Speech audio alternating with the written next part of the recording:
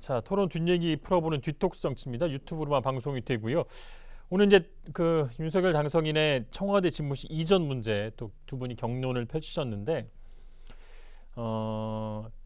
이제 국정 운영 스타일을 좀 예상할 수 있다라는 그런 의견들이 많습니다. 그러니까 좋게 평가하면 본인이 옳다고 생각하는 거에 대해서는 굉장히 과감하게 밀고 나간다. 부정적으로 평가하면 이건 완전히 불통과 독주다. 앞으로도 이런 스타일의 국정 운영이 될 것이다라는 것에서는 많은 분이 동의를 하거든요. 두 분은 어떻게 보십니까? 전 계속 잘 그렇게 했으면 좋겠어요. 그 전 찬성이에요. 네, 해맑게 웃으시네. 걱정돼요? 안 바뀌어요, 사람은. 근데 그 대통령 직무실 이전 문제는 사실은 논의해서 절차대로 진행하면 5년 안에 안 끝날 거예요. 갑론을박이 5년 내내 뭐 판가름이 안 나고 그냥 계속 될 문제입니다. 사실은 그 정도로 큰 이슈죠. 왜냐하면 우리는 늘 대통령이 있는 곳은 청와대고 청와대는 지금 그 자리거든요. 근데 이거를 생각을 바꾸기가 쉽지 않거든요. 네. 물론 먼 장래를 위해서 대한민국의 미래를 위해서 지금쯤 결단해야 될 시점이냐, 뭐 그 해결 방안 앞으로 계속 더 연구해 봐야겠습니다만 어느 시점에는 결단도 필요한 문제다, 이런 생각이 듭니다. 어떤 결단이요? 청와대 들어간다고? 아니, 저는 지금 지적한 바꾸는 거예요. 바꾸는 거예요. 아니, 전 지적하는 게 맞다고 봐요. 그게 만약 정말 당선인이 국가의 100년 대계를 위해서 한다면 본인은 그 이전한 곳에 못 들어간다고 할지라도 이걸 좀 바꿔야 되겠다. 그러면 오랫동안 시간을 갖고 바꿔도 되는 거죠. 왜 지금 당장 며칠 만에 바꿔야 됩니까? 준비도 안 돼 있던 거를. 그러니까 그게 국민들이 보기엔 이상하다는 거예요. 그래서 저는 정말 청와대 옮기고 그 소통의 시대를 열기 위해서 필요하다고 한다면 이제는 그럼 국방부가 아니라 또 다른 것도 고민할 수 있거든요. 차제에 저는 그냥 세종시로 옮겼으면 좋겠어요.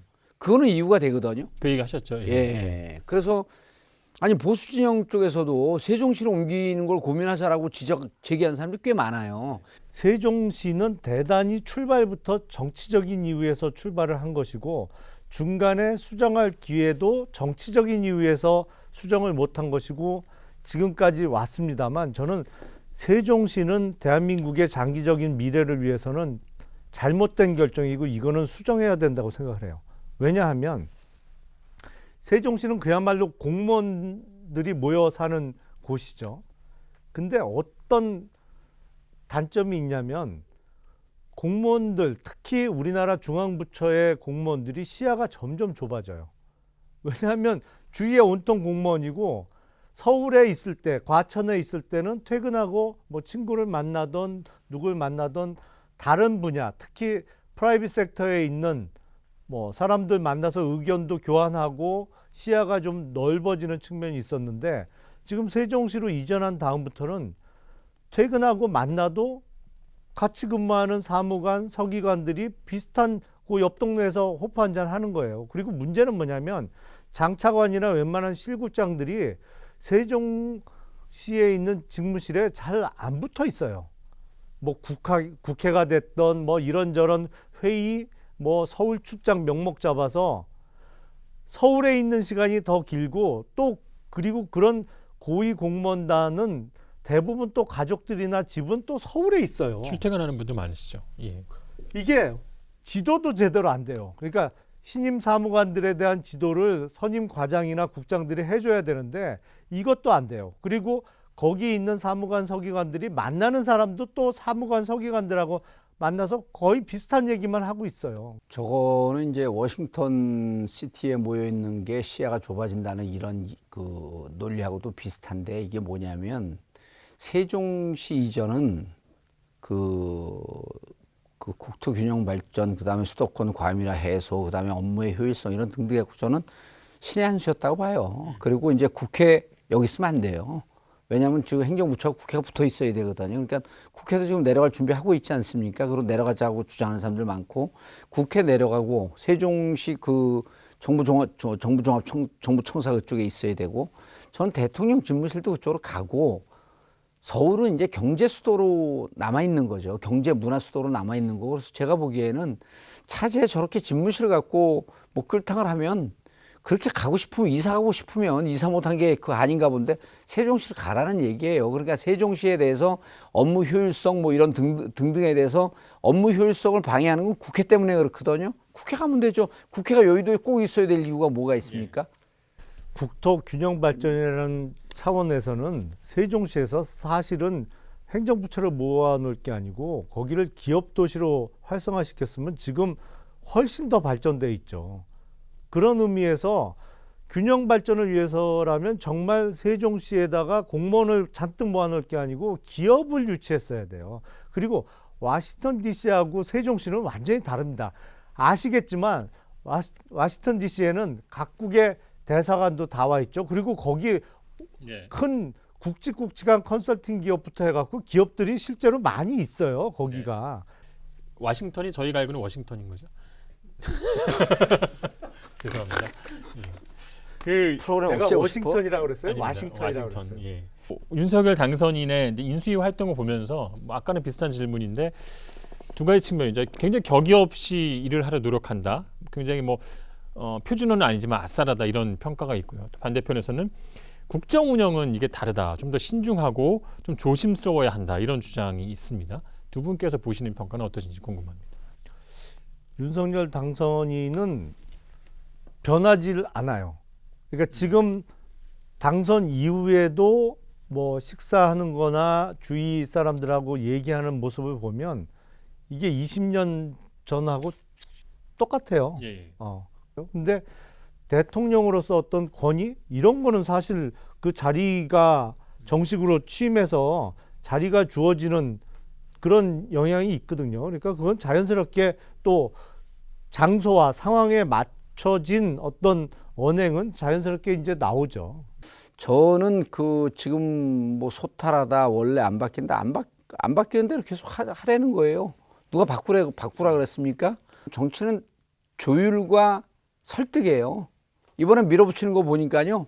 아, 저분은 그 일방적으로 힘을 갖고 범죄자들 밀어붙이는 이거만 몸에 익숙해져 있구나. 그래서 저는 뭐 소탈하다고 보든지 격이 없다고 보든지 뭐 서민족이라고 보든지 뭐 온갖 평가를 하든 계속 그렇게 쭉 가셔라. 쭉 가셔라. 그 끝이 곧 보일 거다. 하나만 더 여쭤볼게요. 지난주 이제 이번 주 얘기 중에 권성동 의원의 그 얘기가 굉장히 주목됐는데 총리 관련해서 안철수 인수위원장 같은 경우에 총리를 할 것 같았으면 인수위원장을 안 받았을 거다. 두 개 다 하는 건 굉장히 욕심이다. 그래서 본인은 안철수 위원장이 총리를 안 할 것이다라고 예상을 했거든요. 좀 달라진 그 기류가 좀 있는 건가요? 저는 그 권성동 의원의 얘기가 맞다고 봐요. 인수위원장하고 총리로 간 사람이 있었나요? 인수위가 시작된 지 얼마 안 됐지만 인수위원장 간다라고 하는 것은 총리 안 간다는 얘기하고 다름이 없어요. 그리고 정부에 참여는 하겠지만 근데 저는 제가 보기엔 이제 안철수 후보는 총리 가고 싶어 할 것 같아요. 책임 총리라고 하는 무슨 그 밀약을 했겠죠, 둘이. 비공개 협약을 했을 터인데 이 상태로 가게 되면 제가 보기에는 그 총리 가기 쉽지 않고요. 그리고 권성동 의원이 얘기한 거는 벌써부터 이제 용도 폐기가 다 된 거 아니에요? 공소시효 다 끝났고 그 뭡니까 사용 그 기간 다 지났기 유효 때문에 기한 말씀하신 거죠? 사용 유효 기간 다 지나서 이제 안철수 버리기 작전이 시작이 됐다 이렇게 보입니다. 그건 전혀 아닌 것 같고요. 다만 그런 건 있어요. 내가 얘기하는 건 뭘 동의하겠어요? 네. 그 총리는 아시겠습니다만 국회에서 과반 동의를 얻어야 돼요. 예. 국회 표결을 통과를 해야 돼요. 근데 민주당에서 지금 무석을 많이 갖고 있기 때문에 민주당에서 낙마시키려면 얼마든지 낙마시킬 수 있거든요. 그러니까 총리는 대단히 큰 리스크를 질 수밖에 없는 자리가 됐어요. 그러니까 총리 후보자로 지명받는 것 자체가 실제로 임명이 이루어질지 안 될지를 알 수 없는 상황인 것이죠. 그런 의미에서 안철수 인수위원장이 오히려 총리보다는 어떤 부총리급의 자리를 갈 가능성이 있죠. 절대로 안철수 위원장이 이제 인수위원장을 끝으로 용도 폐기된다. 이건 전혀 상황이 맞지 않는 것 같고요. 이번 지방선거에 후보자로 뛸 수 있는 가능성도 전혀 없진 않다. 예. 물론 인수위원회 활동이 5월 9일까지고 선관위의 후보 등록이 5월 12일, 13일이기 때문에 너무 촉박한 건 있지만 그래도 가능성은 있을 수 있다. 예. 이렇게 생각합니다. 안철수 후보는 민주당에서 버리기 전에 국힘에서 먼저 버릴 것이고 그러한 그 내부 견제가 시작이 된 거다. 예. 예, 권성동 윤핵관이잖아요. 예.